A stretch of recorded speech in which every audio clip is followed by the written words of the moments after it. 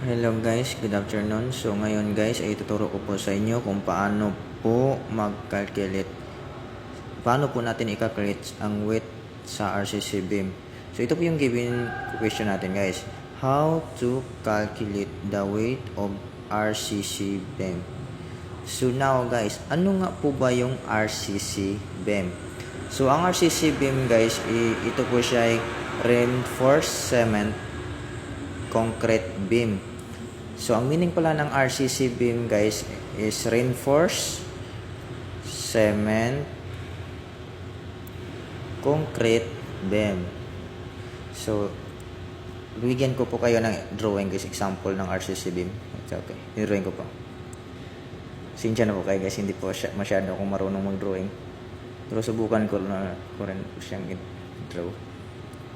Yan. Yan. Ano po yan? Ito po yan. Okay. Yan.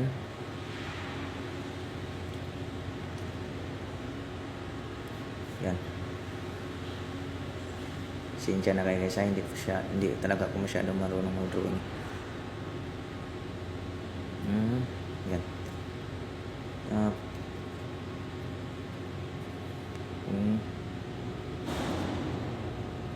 Tama ba ito?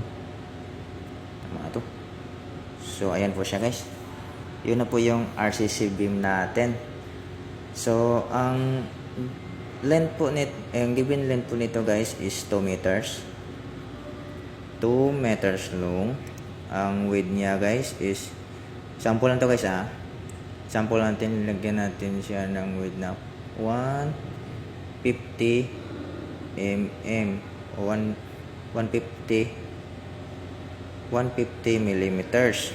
So, ang height natin guys ay bigyan natin siya ng 120 millimeters. So, ayan po siya guys. So, ang tanong, paano nga po ba natin makuha ang weight nito? So, bago po natin makuha ang weight ng RCC beam guys, ay dapat po muna nating malaman ang density ng RCC beam.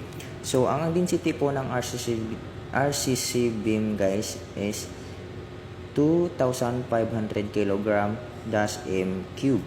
So, ito po siya, density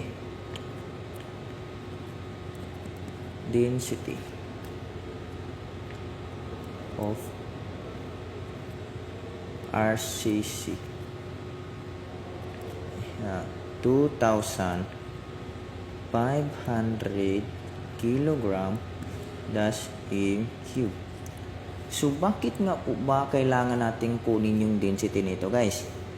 Dahil ang density po ng RCC beam guys ay yun po ang gagamitin natin para i-multiply po natin siya guys sa volume.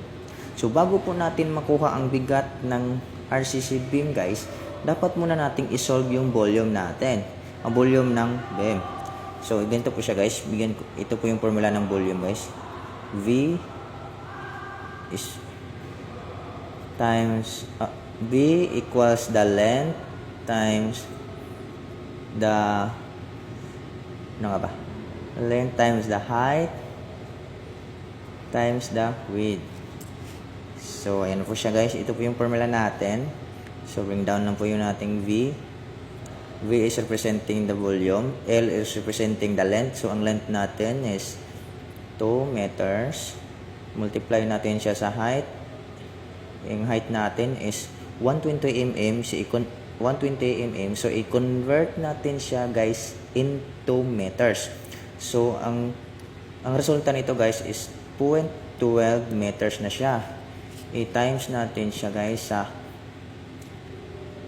ating width is, ang width natin is 150 mm. So, i-convert din po natin siya sa meters. So, ang resulta nito ay 0.15 meters na siya guys. So, ang susunod natin gagawin guys ay i-multiply lang po natin itong length, height, and width. So, 2 times 0.12 is equals 0.24. 0.24 i-times natin siya sa 0.15 is equal to 0.036. Ito na po yung volume natin guys. 0.036 in cube. Okay, now, ito na po yung volume natin, guys. So now, ang susunod natin, ang kasunod nito, guys, ay ito na po, isusunod na po natin yung width ng RCC beam, guys. So, ito po yung formula ng width, guys. Ito yan. W is represent to width. I-times natin siya sa volume. W is equal the volume. I-times natin siya sa guys, sa density. Ang density natin times D. So, bring down lang po natin yung width natin.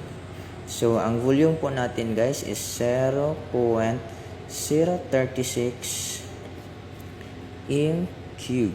I-multiply natin siya sa density na 2,500 kilogram dash in cube.